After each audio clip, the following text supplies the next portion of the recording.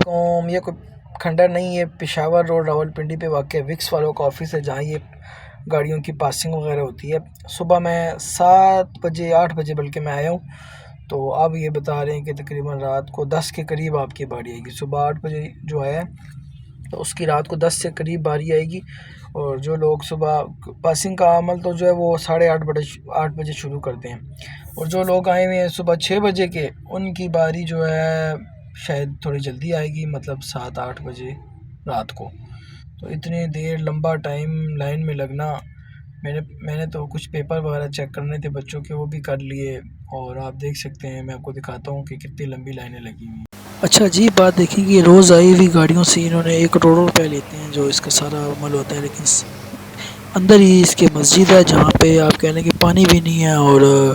اس کے پانی کے لیے باتھ روم کی تعمیر کے لوگوں سے اپیل کی ہوئی ہے کہ لوگوں سے کہ پیسے دو اور باتھ روم بنواؤ۔ اس کے بعد میں نے کوئٹہ وال پر ناشتہ کیا اور واپس سیدھا گھر۔